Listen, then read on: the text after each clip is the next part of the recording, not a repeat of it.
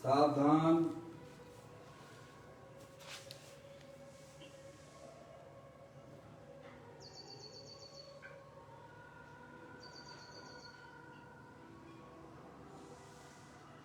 अपने चंचल मन को एवं चंचल उपयोग को स्थिर करने के लिए जिनवाणी माता के माध्यम से अपनी वर्तमान ज्ञान की पर्याय में सम्यक वेद ज्ञान उत्पन्न करते हुए शरीर और शरीर से भिन्न जितने भी चेतन अचेतन पदार्थ हैं उनका मुझ भगवान आत्मा से किसी भी प्रकार का कोई संबंध नहीं है। इस प्रकार समस्त पदार्थों में अपने संबंध की वृत्ति को छोड़ते हुए अंदर जो अखंड ज्ञान ज्योति स्वरूप भगवान आत्मा है उसमें ही वर्तमान पर्याय का संबंध जोड़ते हुए मेरा ये भगवान आत्मा सदा काल शरीरादिक पर पदार्थों से भिन्न प्रकट अखंड ज्ञान ज्योति स्वरूप है, ऐसा अपने आप को जानो और ऐसा ही अनुभव करो कि मैं तो तीनों काल शरीर आदि पर पदार्थों से भिन्न प्रकट अखंड ज्ञान ज्योति स्वरूप भगवान आत्मा ही हूँ।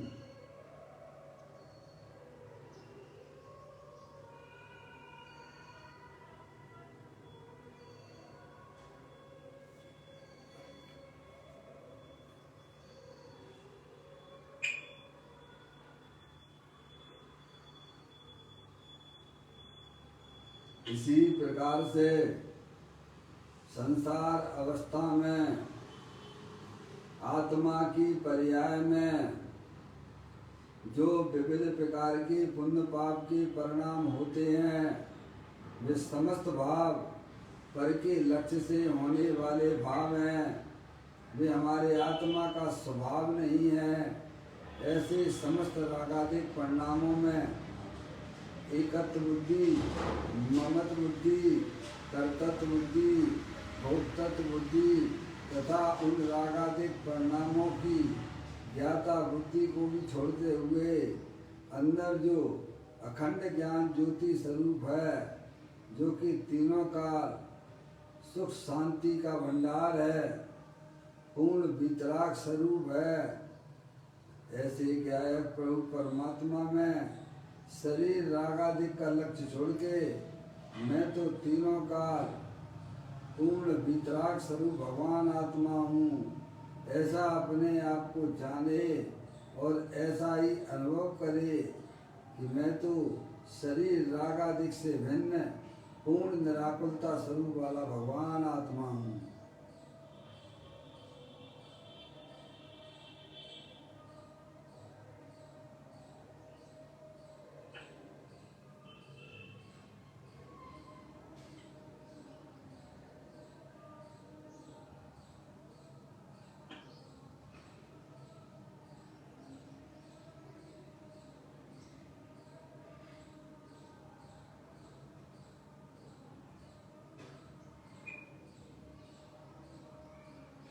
इसी प्रकार से संसार अवस्था में आत्मा की पर्याय में जो पर के लक्ष्य से होने वाला ज्ञान है वह परलक्षी ज्ञान भी हमारी आत्मा का स्वभाव नहीं है। ऐसे समस्त परलक्षी ज्ञान में भी सम्यक भेद ज्ञान उत्पन्न कीजिए कि जो भेद वाला ज्ञान है, जो खंड खंड ज्ञान है, वह सब इंद्रिय जनित ज्ञान है। मैं तो इस भेद के ज्ञान से भी भिन्न एकमात्र अखंड ज्ञान ज्योति स्वरूप हूँ। इस प्रकार शरीर रागादिक परिणतियाँ और इंद्रिय जनित ज्ञान की पर्याय से विभिन्न मैं तो एकमात्र अखंड ज्ञान ज्योति स्वरूप भगवान आत्मा हूँ, ऐसा अपने आप को जाने और ऐसा ही अनुभव करे कि मैं तो तीनों काल शरीर रागादिक परिलक्षी ज्ञान की पर्याय से विभिन्न पूर्ण वीतराग स्वरूप भगवान आत्मा हूँ।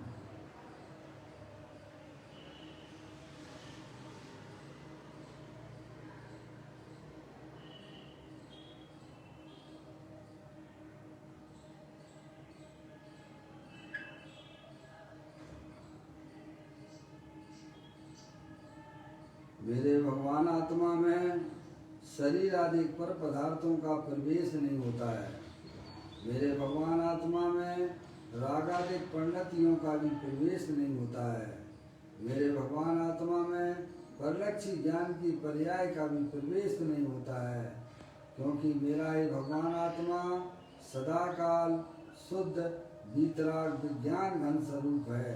ऐसा अपने आप को जानो और ऐसा ही अनुभव करो कि मैं तो तीनों काल शरीर रागादिक और परिलक्षी ज्ञान की पर्याय से विभिन्न शुद्ध वीतराग विज्ञान घन स्वरूप भगवान आत्मा हूँ। ऐसा अपने आप को जानो और ऐसा ही अनुभव करो कि मैं शुद्ध वीतराग विज्ञान घन स्वरूप भगवान आत्मा हूँ।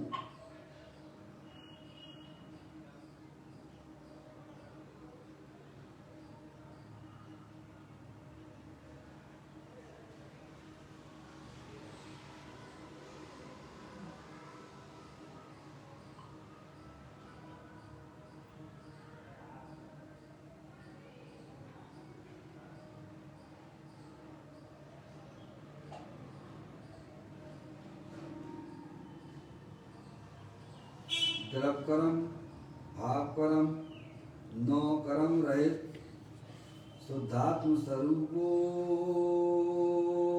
हम।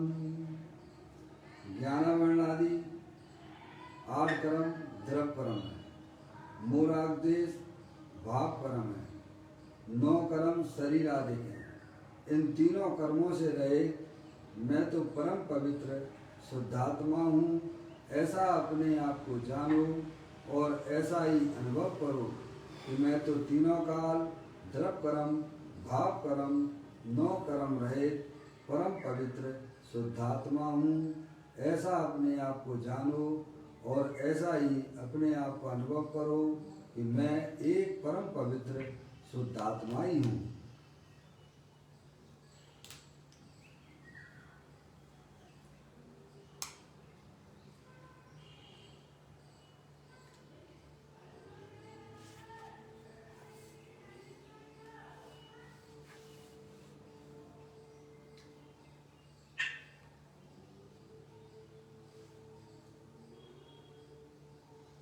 ओम नमः सिद्धेभ्यः। ओम नमः सिद्धेभ्यः। ओम नमः सिद्धेभ्यः। चिंतामणि सम स्वयं का चैतन्य तत्वमान है। निज का करूं मैं चिंतवन, निज का करूं श्रद्धान में। सोदा तुम्हारी देव है जो गुण अनंत निधान है। मैं स्वानुभव में देख लूं आत्मा स्वयं भगवान है। मैं स्वानुभव में देख लूं आत्मा स्वयं भगवान है।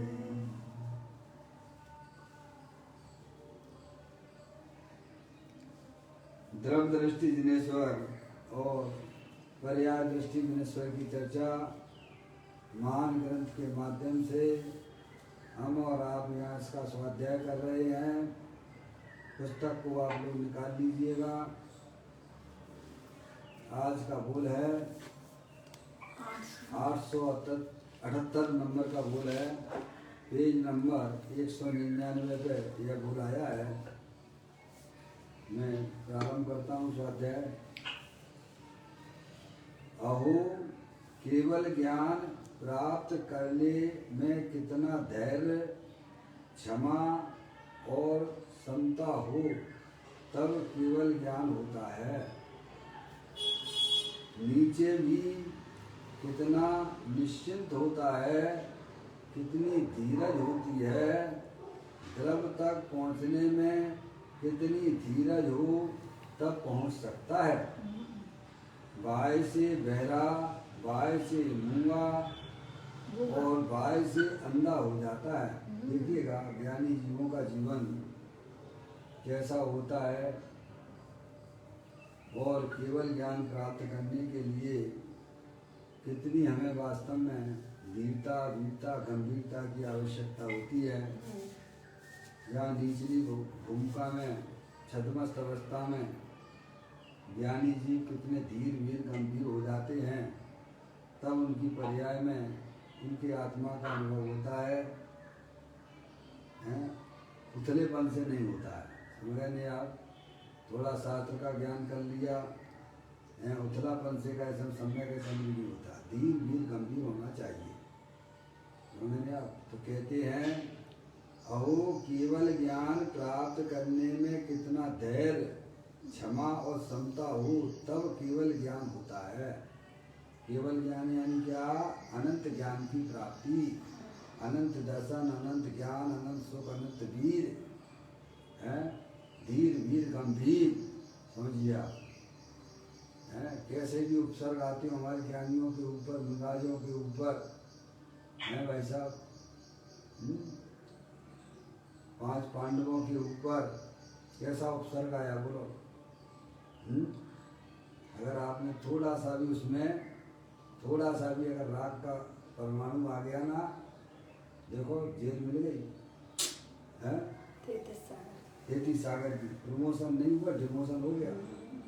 5 पांडव थे ना मुनि अवस्था में, हैं? उनके ऊपर उपसर्ग आया। 3 ने तो जो है अपने स्वरूप में समता, आनंद के साथ में कुछ नहीं, समझ नहीं आप। और 2 जो है मुनिराज, उनको विकल्प आ गया। कहाँ गया? उन मुनिराज के ऊपर कैसा उपसर्ग, समझे? खुद के ऊपर भी था। क्या होगा, क्या होता वो, इतना ही आया था। उस समय आयु का उनका बंद हो गया। कहाँ गए? सर्वा सिद्धि, 33 सागर की जेल मिल गई है। और 3 जो है अपने आत्मा की अस्थि की मस्ती में मस्त रहे। जानते हैं कि बाहर का उपसर्ग हमारे आत्म स्वरूप के अंदर प्रवेश करता नहीं है।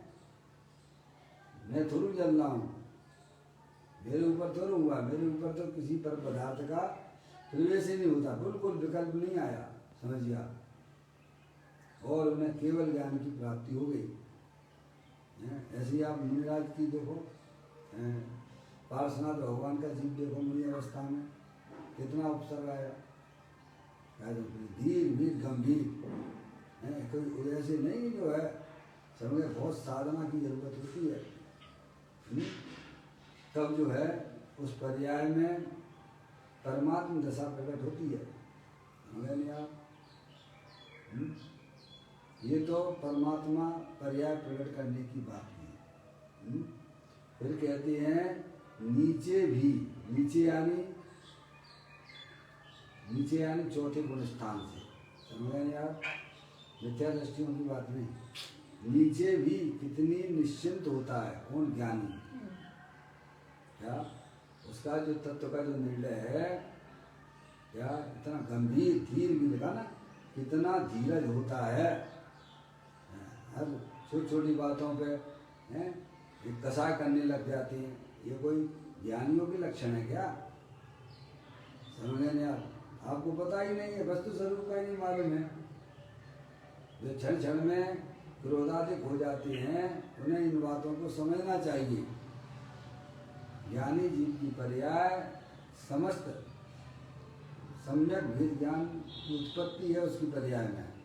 वह वस्तु स्वरूप को जानने वाला है। समझे आप? एक द्रव दूसरे द्रव के अंदर प्रवेश नहीं करता है। समझे आप? कोई बात होती है एकदम नहीं। समझे आप? यहाँ तो देखो हमारी पर्याय में कैसी कैसी पर्याय आ जाती है। क्षण क्षण में क्रोध, मान, माया, लोभ, हिंसा, झूठ, चोरी, कुचील, परिग्रह। समझे आप? थोड़ा सा शरीर में रोग हुआ तो घबरा जाते हैं, क्या भाई साहब विक्स लाओ, हैं? दर्द हो रहा है थोड़ा सा, अरे भाई तुम्हारे आत्मा के साथ में अनादिकाल से 8 कर्मों का संयोग है कि नहीं है? तुम्हें ज्ञान है कि नहीं है? भैया समझ गए आप? ज्ञानी को ज्ञान है, जानता है। ये कर्म के उदय हमारी आत्मा के साथ में 8 कर्मों का संयोग है। उनके उदय हर समय आते रहते हैं। शरीर में रोग भी होता है, शरीर निरोगी भी होता है। क्या समझ गए? एकदम उथलापन नहीं। आप कभी तत्व में बैठने की कोशिश तो कीजिए एक बार। आप चेतनेश्वर भगवान आत्मा हो, ज्ञानानंद मूर्ति स्वरूप हो, अनादि अनंत रहने वाले हो। शरीर ये जो जड़ है,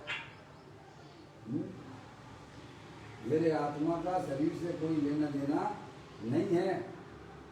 इतनी तैयारी ज्ञानी जीवों की होती है। और ये रागादिक परिणतियाँ हैं, ये रागादिक पर जो विविध प्रकार की जो इच्छाएं होती हैं, सब वे कर्म उदय जनित अवस्थाएं हैं। मैं तो चेतनेश्वर भगवान आत्मा हूँ, जिसकी दृष्टि अंतर्मुख हुई है, उसके अंदर वह इंद्रिय विजेता होता है। ज्ञानी जीव जो निचली भूमिका में लिया ना, ज्ञानी जीव की बात है, मिथ्या दृष्टियों की बात नहीं है। समझ गए आप? तो कहते हैं नीचे भी कितनी निश्चिंत होता है, कितना निश्चिंत होता है ज्ञानी। समझिए उसकी पर्याय में कितना है भाई साहब निराकुलता होती है। जैसी अज्ञानी जीवों की पर्याय में क्षण क्षण में क्रोधाविष्ट हो जाती हैं, ऐसा ज्ञानी नहीं होता है। क्योंकि उसकी ज्ञान की पर्याय में भेद ज्ञान की उत्पत्ति है।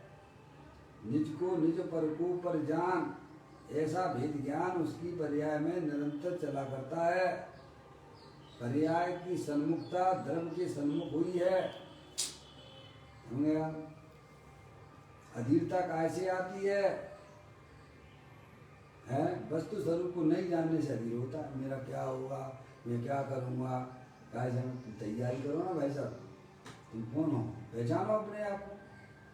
पर्याय अपने आप धीर हो जाती है। क्या इंद्रिय विजेता होने लग जाती, समझिए आप। राग को भी जिसने जीत लिया है, राग से भी अपनी आत्मा को भिन्न जानता है। जिसने कसाय के ऊपर भी विजय प्राप्त कर ली है। अज्ञानी जी तो नेक में ऐसा हो जाता है, समझिए आप।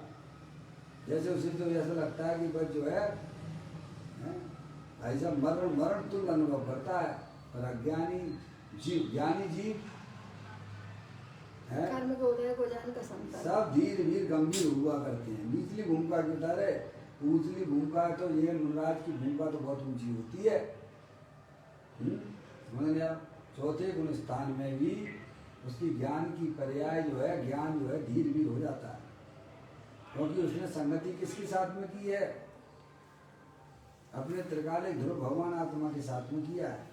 उस पर्याय का संबंध किससे जुड़ गया है? बाहरी पर पदार्थों से नहीं, अंदर में जो अखंड ज्ञान ज्योति स्वरूप भगवान आत्मा है, उसके साथ उसने अपना संबंध जोड़ लिया है। समझ गए आप? तो वह भी पर्याय भी धीर वीर हो जाती है।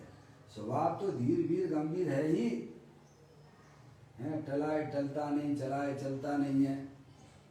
समझ गए आप? लेकिन पर्याय में भी धीरता कैसे आती है? तो अपने स्वभाव के अवलंबन से आती है, स्वभाव के आश्रय से आती है। समझे आप? लोग कहते हैं इम्यूनिटी, ताकत। किसकी ताकत है? इम्यूनिटी कैसे बढ़ती है? अनंत शक्तियों का सेवन करने से बढ़ती है।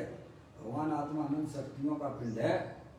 उसको जो पर्याय सेवन करेगी तो उसकी पर्याय में ताकत आएगी कि नहीं आएगी? बोलिएगा। हैं? पाप के परिणामों से आत्मा ऐसा विब्बल हो जाता है। देखो ना, पाप के परिणाम जब आते हैं पर्याय में तो क्या हालत होती है उसकी, है? जब आत्मा जो है क्रोधाविष्ट होता है तो देखो कितना कैसे कैसे है, कामासक्त होता है तो देखो उसकी पर्याय में क्या होता है, देखिएगा कमजोर होता है पर्याय में। समझ में नहीं आप? और जहाँ भेद ज्ञान चल रहा है, समझिए आप, जिसने 5 इंद्रिय के विषयों में आसक्ति का परिणाम छोड़ दिया है, क्या बैरमुख दशा थी, वो भेद ज्ञान के द्वारा अंतर्मुख किया है, वह पर्याय धीर वीर हो जाती है। कैसी हो जाती है? गंभीर हो जाती है। समझ आप?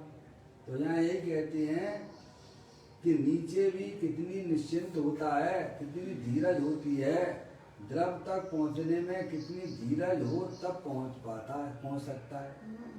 अपन तो चलो चलो चलो चलो, यहाँ चलो वहाँ चलो वहाँ चलो वहाँ चलो, धर्म के नाम पर भी है, पाप के काम में तो चलो चलो चलो चलो चल ही रहा है। पुण्य के कार्यों में है, चलो दुकान खोलना है, चलो ऑफिस जाना है, चलो खाना बनाना है, क्या भाई खाना खाना है। समझ में आए भाई साहब? हमारी पर्याय में वर्तमान में कैसा क्या परिणाम चल रहा है, ये आपको स्वयं भी पहचानना पड़ेगा। पाप के कार्यों में तो हम चंचलता रखते ही हैं, लेकिन धर्म के काम में भी चंचलता ही चल रही है भाई साहब, धर्म के नाम पर, और कुछ नहीं। तो क्या कभी हमने अपने आत्मा के स्वरूप को ना समझा, इसीलिए सब पर्याय में सब ऐसा हो रहा है। आप एक बात विचार करो, उपयोग को चंचल करने से आपको मिलता क्या है? हैं? कभी एक क्षण देखा है कि पर्याय में स्थिरता आई हो? आप इसी पर्याय की ले लीजिएगा, मनुष्य पर्याय में आप हो संयोग में, समझ नहीं आप? देखो कितनी चंचलता, कितनी कितनी है उपयोग में चंचलता है। चाहे वे पाप के कार्यों में देख लीजिए और चाहे पुण्य के कार्यों में देख लीजिएगा। ये ज्ञानी जीव हमेशा कारण, क्यों? उसने अमूर्तिक प्रदेश वाला जो भगवान आत्मा है उसका उसने वर्ण किया है। पर्याय में पकड़ उसकी किसकी चल रही है, इसीलिए वह पर्याय में धीरे धीरे होता चला जाता है। समझिए आप? समझ नहीं आप? तो यहाँ कहते हैं नीचे भी कितनी निश्चिंत होता है। समझिए आप? कितना पर्याय में निश्चिंत रहता है, उसे मालूम है, उसे सब पता है। जो भी पर्याय में परिणमन होना है वो अपने स्व समय में होता है, उसका मैं करता धरता नहीं, मैं तो ज्ञाता दृष्टा पुरुष भगवान आत्मा हूँ। अरे आप विकल्पात्मक स्थिति में ही कर लीजिए तो अभी आपको भाई साहब संकलित परिणामों की हानि हो जाएगी। आपको पता है आपके यहाँ बच्चे हैं, बच्चियाँ हैं, उनकी शादी के संबंध में हमारी कितनी अंदर में आकुलता होती है, और ज्ञानी जीव जानता है क्या, जिसे सर्वदेव परमात्मा की बात पर भी व्यवहारिक दृष्टि से श्रद्धा है, उसकी पर्याय में भी भाई साहब संकलेश परिणामों की हानि हो जाती है। ज्ञानी की बात तो बहुत दूर की बात हो गई ना। बच्चे बच्चियों का संबंध हमारे अरिहंत परमात्मा ने अनंत काल पहले देखा है कि नहीं देखा है, बोलो? या जो भी घटना हमारे जीवन में घट रही है उसे अनियंत परमात्मा ने अनंत काल पहले देखा है कि नहीं देखा है? देखा है। ज्ञानियों को विश्वास है, अज्ञानियों को नहीं है। क्या कह रहे हैं? इसीलिए वो निश्चिंत रहता है। क्या रहता है?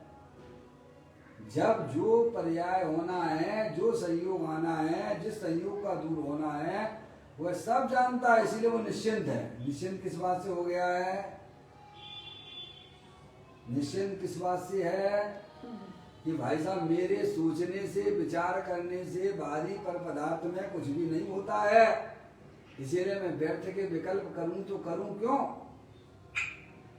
अज्ञानी क्या सोचता है कि भाई साहब ऐसा नहीं करेंगे तो ऐसा कैसे होगा, ऐसा कैसे होगा, ऐसा थोड़ा होता है, तो तू करता बनी बता। कर्ता व्यक्ति कभी भी निश्चिंत नहीं रह सकता है और ज्ञाता दृष्टा वाला जीव कभी भी काई समझेगा नहीं आप, वह कभी भी दुखी नहीं हो सकता है, क्योंकि वह अपने आप को ज्ञाता दृष्टा पुरुष देखता है। समझे नहीं आप, कभी भी वह पर्याय ऐसा उसके पर्याय का परिणाम हो गया। आप विचार करिए, तत्व को थोड़ा सोचिए, विचारिए। जो भी घटना हमारे जीवन में घटती है वह अनंत काल केवली परमात्मा ने देखी है अथवा नहीं देखी है। देखिए क्या देखी है तो फिर तुम काहे लिए चिंता करते हो हैं? क्यों? तो धीरता वीरता आएगी कैसे? वस्तु स्वरूप का ज्ञान करने से आएगी ना, कि हमारे विपरीत सोचने से और करने से आएगी। निरंतर हमारी पर्याय में कर्तव्य बुद्धि का भूत क्यों चढ़ रहा है? बताइए आप, क्यों चढ़ा हुआ है? मुझे भोजन बनाना है, मुझे दुकान पे जाना है, मुझे वहाँ जाना है। हालांकि राग ज्ञानियों को भी उनकी भूमिका के अनुसार होता है। अगर वो राग भी ना हो गए तो उसकी पर्याय में अर्यंत परमात्मा दशा प्रकट हो जाएगी। मुनराजों की पर्याय में भी उनकी भूमिका के अनुसार राग तो रहता है, शुभ राग, लेकिन वे उसका कर्ता नहीं देखते हैं, वे अपनी ज्ञाता रूप से स्वीकार करते हैं। तो पर्याय में निश्चिंता आती है सम्यक भेद ज्ञान के द्वारा, और सम्यक भेद ज्ञान की उत्पत्ति सर्वज्ञ परमात्मा ने जो तत्व बताया उसका आप चिंतन करेंगे, विचार करेंगे, सुनेंगे तो आएगी। समझ नहीं आप? ये नहीं है कि भाई साहब लोगों के बंडल इकट्ठे कर लो, घर में सब जो है सामग्रियां इकट्ठा कर लो तो सुखी हो जाओगे। एक मिनट भी तुम्हारी पर्याय में निश्चिंता नहीं आ सकती है। और ज्ञानी है भाई साहब शादी अनंत काल के लिए निश्चिंत हो चुका है। क्यों? क्योंकि उसने अपने ज्ञाता दृष्टा स्वरूप को पहचान लिया है। मैं पर पदार्थ का कर्ता धर्ता नहीं हूँ, मैं शरीर आदि का कर्ता धर्ता नहीं हूँ, अंदर में होने वाले रागादिक परिणामों का भी मैं कर्ता धर्ता नहीं हूँ। मैं तो ज्ञाता दृष्टा पुरुष भगवान आत्मा हूँ। आप विचार करिए आप, तो पर निचली भूमिका में कितना निश्चिंत होता है। बोलो निश्चिंत है कि नहीं है? उसे मालूम भले बच्ची 30 साल की हो गई है, 32 साल की हो गई है, 35 साल की हो गई है, क्या? पर अज्ञानी जैसी अधीरता उसकी पर्याय में नहीं होती है। दोनों में अंतर है, ज्ञानी में और अज्ञानी में। राग है पर अधीरता वाला राग नहीं है, वो उसकी कमजोरी का राग है। अज्ञानी के में कर्तत्व का भूत इतना जबरदस्त चढ़ा हुआ है कि भाई साहब एक सेकंड भी वह अपनी पर्याय में धीरता नहीं ला पा रहा है। क्यों? क्योंकि उसे पता ही नहीं है, कुछ सर्वज्ञ परमात्मा के ऊपर विश्वास ही नहीं है। ऐसे कर्तव्य बुद्धि का भूत चढ़ा हुआ है। तो निश्चिंत कैसे होता है जीव? तो कहते हैं नीचे भी कितनी निश्चिंत होता है। उसे पता है जो जो देखी बीत राग ने सो सो होशी वीरा रे, अनहोनी कबो न होत काय होत अधीरा रे। समझ गए आप? मैं परद्रव का शरीर का तो करता हूँ नहीं, अपनी आत्मा में होने वाले रागादिक का भी मैं करने धरने वाला नहीं हूँ। राग भी अपने स्वयं काल में आता है और चला जाता है। मैं तो चेतन सर भगवान, तो अपने चैतन्य स्वरूपी भगवान आत्मा के आश्रय से धीरता निश्चिंता होती है। वस्तु स्वरूप का विचार करने से निश्चिंता होती है। होता स्वयं जगत परिणाम, मैं जग का करता क्या काम, दूर हटो पर कृत परिणाम, सहजानंद रहूं अभिराम। पर्याय में निराकुलता कैसे उत्पन्न होती है? अब आपके मन में, आपके विचारों में वस्तु स्वरूप का ज्ञान नहीं है, तो देखो कैसे कैसे लोग आशावाद मत्या कर लेते हैं। आप देखिएगा, हैं घर में देखिए, घर घर में लड़ाई झगड़े चल रहे हैं। हिंदुस्तान पाकिस्तान बना हुआ है। क्यों? तत्व के अभाव में, वस्तु स्वरूप का ज्ञान उनके पास में नहीं है। आपके पास में ये चीज उपलब्ध है और फिर भी आपकी पर्याय में निश्चिंतता नहीं है, धीरता नहीं है, तो समझना चाहिए कि अभी हमने वस्तु स्वरूप को समझा नहीं है। क्या वस्तु स्वरूप को समझने वाले जीवों को अंदर पर्याय में बड़ी निश्चिंतता रहती है, निराकुलता रहती है, हैं? कैसी भी स्थितियां परिस्थितियां आ जाएं, ये तो चौथे गुण स्थान की बात कर रहा हूँ। समझे, गुणराज की भूमिका तो बहुत ऊंची होती है भैया, निचली भूमिका की बात है, वेद ज्ञानियों की बात है। अगर हमारी पर्याय में अधीरता चल रही है, अज्ञानी जैसी पर्याय चल रही है, तो समझ लेना चाहिए भले तुम शास्त्र पाठी हो, लेकिन तुम्हें अपनी आत्मा का ज्ञान नहीं है। आत्मा को जाने और पर्याय में निराकुलता ना होवे, वस्तु स्वरूप को जानने वाले जीवों की पर्याय में निराकुलता ना होवे, ये तीन काल में संभव नहीं होता है। समझ नहीं आप? यही होता है शास्त्र पढ़ने का मतलब। क्या? प्रभु की बात पर एक बार विश्वास तो कीजिए।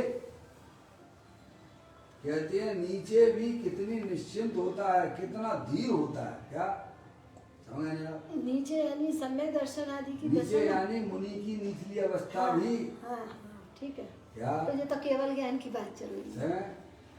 मुनराज कितने धीर गंभीर होते हैं, कितना उपसर्ग आने पर भी भाई साहब चलायमान नहीं होते, तब केवल ज्ञान की प्राप्ति होती है। उससे निचली भूमिका वाले भी, चौथे गुण स्थान वाला, पांचवें गुण स्थान वाला कितना धीर वीर गंभीर होता है, उसकी बात चल रही है। मैंने आप कभी भी आत्मा ने आत्महित की दृष्टि से अरिहंत भगवान के बताए हुए तत्व को सुना नहीं है। कायदे वाली बात तो ये है। क्या? बस जो चल रही है भेड़ चाल जो चल रही है मार्केट में, चलो चलो चलो चलो चलो चलो चलो चलो चलो चलो चलो कुछ नहीं, कहाँ जाओगे तुम यार? पर्याय में चंचलता करके तुम क्या लोकाकाश में पहुंचोगे क्या?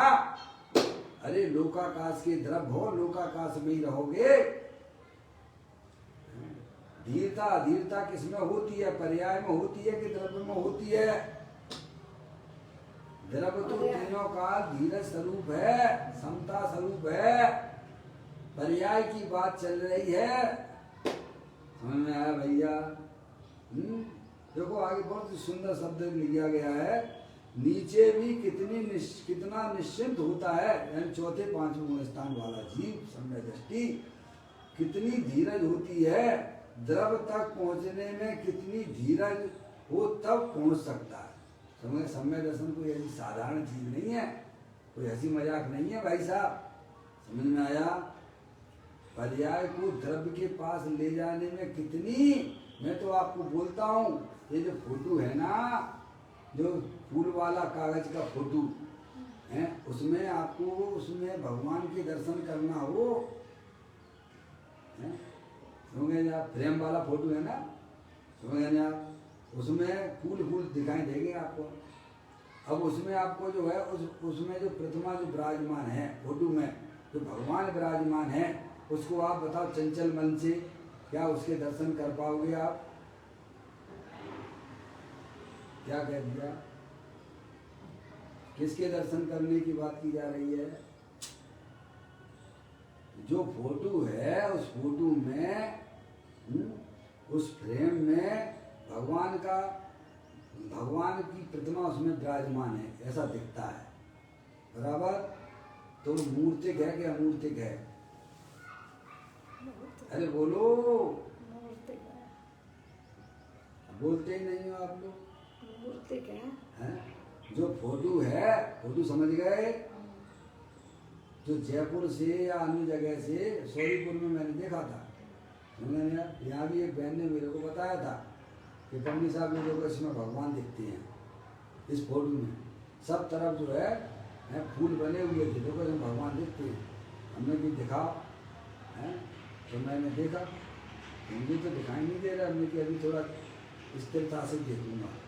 घर पे लेके आया फोटो और मैंने उसको देखा, और देखते ही अंदर में ऐसा मन प्रफुल्लित हो गया, आनंदित हो गया कि अंदर से आवाजें आने लग गई, ओ दिख गए भगवान, दिख गए भगवान, भगवान दिख गए, दिख गए, दिख गए। और इतना बोलना हुआ, इतने में तो गायब हो गए। क्या हो गया भाई साहब? क्या हो गया वंदना? दिमाग में से ओझल हो गया है इतने में तो जो है ओझल हो गए, समझिए आप। और जो मूर्ति जब उस फोटो वाले मूर्ति में भगवान को देखने के लिए कितनी धीरता चाहिए, कितनी उपयोग की चंचलता रहित उपयोग होना चाहिए, समझ। चंचल उपयोग से मूर्ति फोटो में भी भगवान को नहीं देख पाओगे। यहाँ तो अपने द्रव स्वभाव भगवान आत्मा को देखने की बात चल रही है। सम्यक दर्शन होने से पूर्व की बात चलती है। कैसे अधीरताओं से होता है क्या? चलो चलो क्या हो रहा, चलो भैया वो जो जल यात्रा निकल रही है, आप पूजा कर लो, भक्ति कर लो भैया, हैं। ज्ञानी के जीवन में भी होती है, पर आप समझने तत्व समझने की कोशिश कीजिएगा। चंचल उपयोग से अपना चैतन्य स्वरूपी भगवान आत्मा के दर्शन नहीं होते हैं, और वह चंचलता सम्यक भेद ज्ञान के द्वारा दूर होती है। पर्याय को द्रव्य के सन्मुख करने की बात की जा रही है। अपने पर्याय को अपने द्रव्य के पास कैसे ले जाया जाता है? चंचल उपयोग से पहुंचोगे क्या? यहाँ तो अमूर्ति भगवान आत्मा के दर्शन करने की बात की जा रही है। जब मूर्तिक प्रतिमा में भी, मूर्ति में भी कितनी उपयोग की है, कितनी उपयोग की चंचलता रहित होना चाहिए, तब उसमें वह भगवान देखते हैं मूर्तिक में। तो ये अपना चैतन्य से भगवान आत्मा मूर्तिक है क्या? मूर्तिक है भाई साहब, अमूर्तिक है, समझ लीजिए आप, है। तो यहाँ कहते हैं नीचे भी कितनी निश्चिंत होता है, कितना धीरे होता है, द्रव तक पहुँचने में कितनी धीरज हो तब पहुँच सकता है। क्या आप बताओ, बिना भेद ज्ञान की आप पहुँच सकते हो क्या? उपयोग का चलता आपकी तरफ स्वभाव का अभिनंदन देना। अनादि अनंत भगवान आत्मा देवी बन विराजमान है। ये तो जगत प्रसिद्ध है कि आत्मा ही भगवान है, परमात्मा है। बोलो है कि नहीं है? सारी दुनिया में इस बात की प्रसिद्धि है कि आत्मा ही परमात्मा है। क्या बोलो है कि नहीं है? सब जानते हैं कि आत्मा ही परमात्मा है। तो उस परमात्मा द्रव आत्मा जो अमूर्तिक है, उसके आपको दर्शन करना है, उसके पास अपनी पर्याय को ले जाना है, तब सम्यक दर्शन की प्राप्ति होती है। हम तो गए मंदिर में गए, चंचल उपयोग से जाते हैं और चंचल उपयोग से भगवान के दर्शन करके चले आते हैं, बैठते नहीं, निहारते भी नहीं भगवान को। बोलो है। कई बार हमको जो है मैं परमिशन करने जाता हूँ तो मुझे बीच बीच में कई लोग ऐसे मिल जाते हैं, पूछते हैं पंडित जी साहब आप वहाँ खड़े खड़े क्या करते रहते हो? आप क्या? मैं प्रतिमा ही देखते रहते हो, खड़े खड़े क्या करते रहते हो? अब क्या बताऊँ भैया मैं उनको, है? बोलो है भैया। अरे प्रभु को निहारो, प्रभु को देखो, अंदर में ऐसा ही प्रभु विराजमान है। जैसे प्रभु बाहर दिखते हैं ना, ऐसा ही कि ऐसा भगवान आत्मा मूर्ति द्रव्य। तो कहते हैं कि नीचे भी कितनी निश्चिंत होता है जीव, यानी सम्यक दृष्टि जीव है, कितनी धीरज होती है। द्रव्य तक पहुंचने में कितनी धीरज हो तब पहुंच सकता है। कहाँ पर पहुंचने की बात कर रहे हैं? अपना जो चैतन्य स्वरूपी भगवान आत्मा घट घट अंतर जिन बसे, घट घट अंतर जैन मति मदरा के पान से मत वाला समझे नहीं। उस भगवान आत्मा की बात है। आत्मा स्वभाव से ही परमात्मा स्वरूप है, अनंत शक्तियों के भंडार वाला है, जिसने शरीर को कभी छुआ नहीं है, तो रागादिक परिणामों का भी जो स्पर्श नहीं करता है, ऐसा भीतराग स्वरूप भगवान आत्मा देह जीवन में विराजमान है।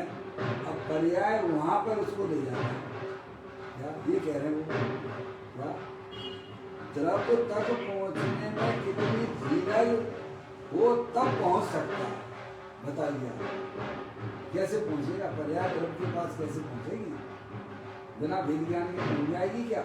शरीर का ज्ञान नहीं है, अंदर में होने वाली विभिन्न प्रकार की इच्छाएं वो तुम्हें उसका तुम्हें ज्ञान नहीं है, अपने आत्मा का ज्ञान नहीं है, अपने आत्मा के साथ में रहने वाले 8 कर्मों का भी ज्ञान नहीं है, विश्वास नहीं है, तो बताओ पर्याय क्या द्रव्य के पास पहुंच जाएगी क्या? नहीं पहुंचे हैं? जिसे अभी यही खबर नहीं है कि मेरे आत्मा के साथ में अनादि काल से 8 कर्मों का संयोग अनादि से है?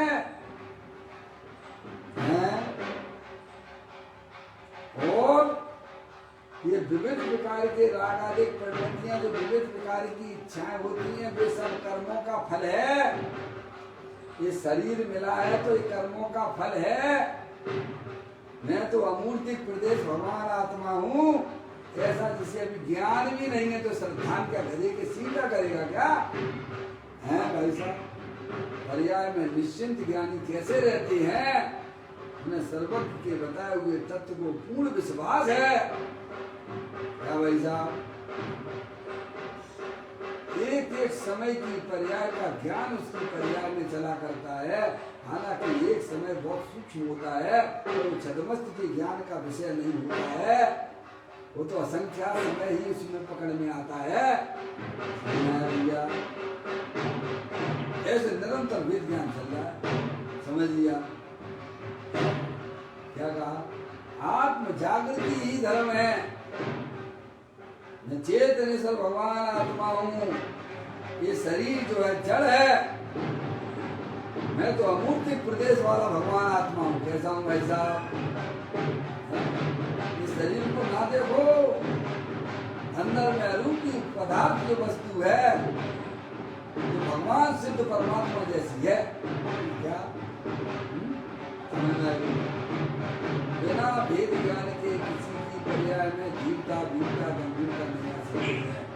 समझ नहीं? आप ज्ञान ही नहीं है, शरीर का ज्ञान नहीं है, अंदर में आत्मा का ज्ञान नहीं, रागादिक परिणतियों का भी ज्ञान नहीं, 8 कर्मों का संयोग है उनका भी ज्ञान नहीं। अब बताओ कैसे निश्चित होगा? ज्ञान निश्चित क्यों होता है? क्योंकि उसे अपनी आत्मा का ज्ञान भी है, उसे 8 कर्मों का भी ज्ञान है और उनके उदयों को भी पहचानता है, इसीलिए वो धीर वीर गंभीर निश्चिंत रहता है, निराकुल रहता है। आगे बात सुनिए, तो निश्चिंतता आती है वस्तु स्वरूप का यथार्थ ज्ञान करने से। कैसे आती है? क्या वैसे? इसीलिए कहा है धनकन कंचन राज सुख। आगे क्या लिखते हैं? दुर्लभ है संसार में ये धनकन कंचन राज सुख सभी सुलभ कर जाए। आगे क्या लिखा है भैया पाठ में? दुर्लभ है संसार में एक भारत ज्ञान। अब जब आपकी ज्ञान की पर्याय में वस्तु स्वरूप का ज्ञान यथार्थ हो जाता है तो भाई साहब आपकी पर्याय में भी सहज धीरता वीरता गंभीरता हो जाती है। पर द्रव्यों से क्या लेना देना है? पर द्रव्य मेरे कुछ भी नहीं लगते हैं, मैं तो चेतनेश्वर भगवान आत्मा हूँ। इससे आती है धीरता वीरता गंभीरता। और ये शरीर आदि में जो रोग आदि दिखते हैं वे भाई साहब कर्म के उदय जनित फल हैं। वे शरीर भी कर्म के उदय का है और उसमें होने वाले रोग भी कर्म के उदय की है। क्षण में तो वो भाई साहब बीमार हो जाता है, क्षण में अच्छा हो जाता है। बोलिएगा अब बताओ उसकी धीरता वीरता गंभीरता कौन छीन सकता है? समय देखती है। तो यहाँ ये बताया जाता है कि नीचे भी कितना निश्चित होता है, कितना धीरज होती है,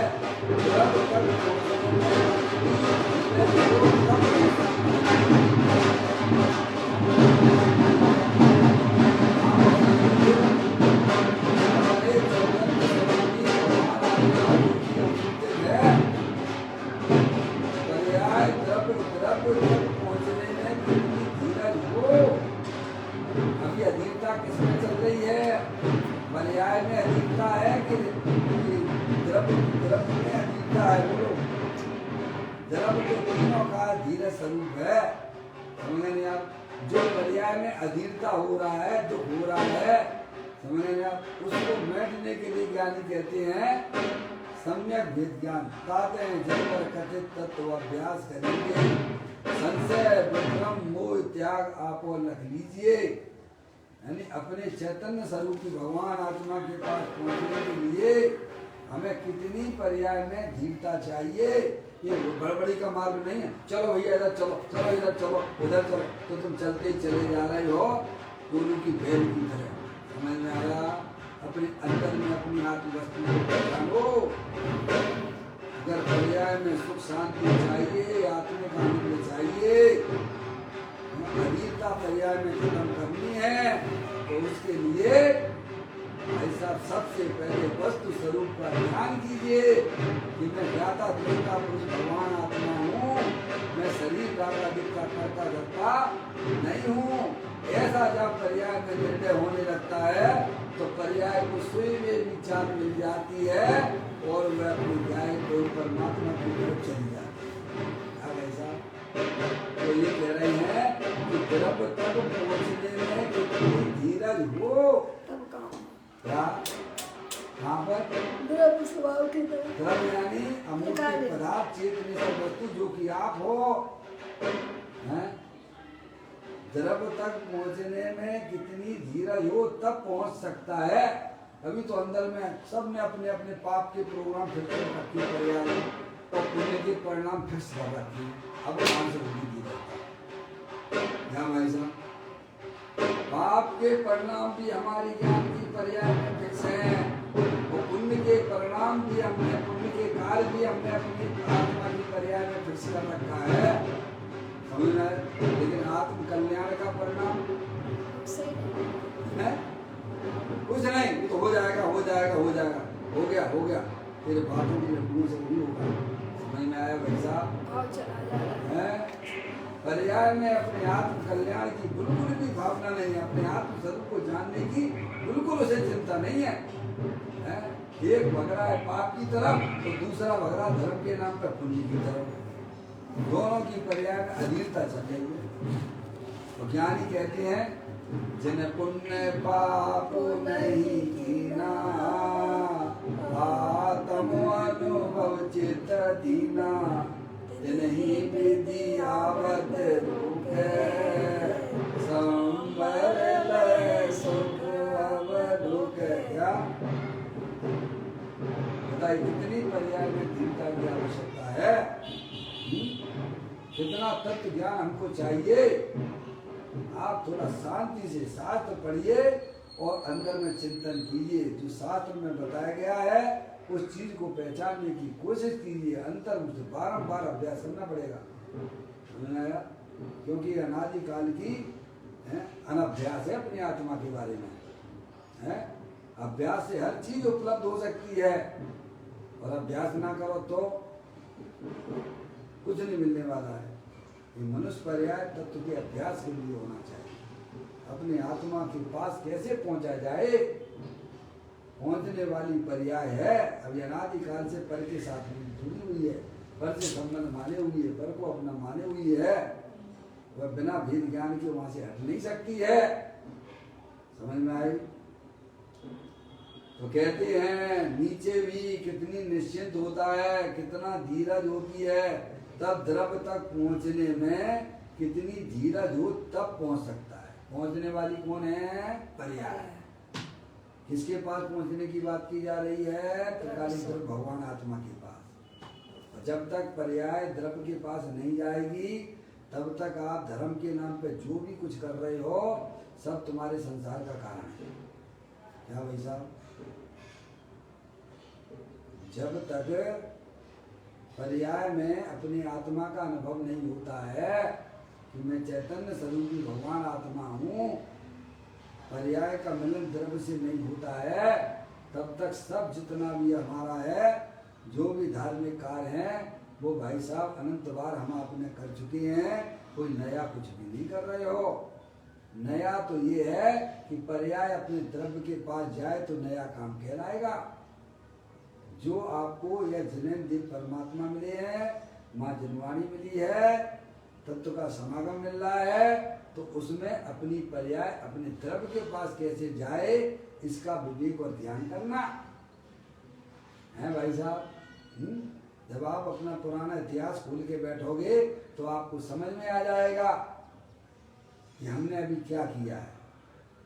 ज्ञानी के पास में पूरा अनादि का जो है टोटल लगा के बैठा हुआ है। ज्ञानी को मालूम है मैं असफल हुआ हूँ, आज मैं संसार में रुल रहा हूँ, तो क्यों रुल रहा हूँ? अपनी गलती से। धर्म के काम तो हमने बहुत किए थे पर्याय में। मुनि वृद्धार अनंत बार गिरे उपजायो प्रेम जातम ज्ञान बिना सुख न पाया। क्या भाई साहब, ऐसे कार्य भी हमारी आत्मा में अनंत बार हुए हैं, पर तब भी मेरा आत्मा जन्म मरण की सिलसिले से अलग नहीं हो पाया है। तो कोई कमी तो रह गई होगी ना। जो विधि बच्चा परीक्षा में फेल होता है तो समझ जाता है कि मेरी कुछ कमी रही होगी, समझ में आया। लेकिन हम अनादि काल से धर्म के नाम पर फेल हो रहे हैं, तो कभी विचार किया क्यों नहीं? हमें टाइम ही नहीं इतना सोचने का। तो ज्ञानी सोचते हैं, विचार करते हैं, क्यों मैं असफल क्यों रहा। मैं समूह शरण में भी गया, मुनि पर धारण भी किया, फिर आखिर ऐसी क्या गलती हो गई हमसे जो आज मैं फिर संसार में रखड़पट्टी कर रहा हूँ। ज्ञानी के पास में निर्णय है, जिनके पास में निर्णय होता है वे निश्चिंत रहते हैं, जिनके पास में निर्णय नहीं है वे ऐसी पर्याय में अधीर रहेंगे, दुखी रहेंगे। तो कहते हैं अपने चैतन्य स्वभाव के पास पहुंचने के लिए, अपना चैतन्य स्वभाव द्रव्य जो है अमूर्तिक है, अनंत शक्तियों के भंडार वाला है, उस पर पहुंचने के लिए पर्याय में कितनी धीरता चाहिए, चंचल उपयोग कैसे हमारी अब पर्याय में से खत्म हो। तो वस्तु स्वरूप विचार, क्या कैसे वस्तु स्वरूप विचार के मन पावे विश्राम, रस स्वादत सुख उपजे अनुभव या को नाम। ये है, समझ में आया? अरे भाई साहब, आपका वायु गोला खिसक गया है शरीर का, है तो तकलीफ हो रही है कि नहीं हो रही है? हो रही है भैया, स्वीकार करो। शरीर का वायु गोला खिसका है तो तकलीफ में तो आप हो, हैं? जब आपका वायु गोला यथा स्थान बैठ जाएगा तब भी आपको तकलीफ होगी क्या? हैं? ऐसे ही अनादि काल से हमारा उपयोग रूपी गोला खिसका हुआ है। अगर तकलीफ हो रही है तो समझ लेना चाहिए कि हमारी पर्याय रूपी गोला अपने द्रव्य स्वभाव से खिसका हुआ है। क्या भाई? तो जब पर्याय अपने द्रव्य के पास चली जाती है तो सारी तकलीफें स्वा हो जाती हैं।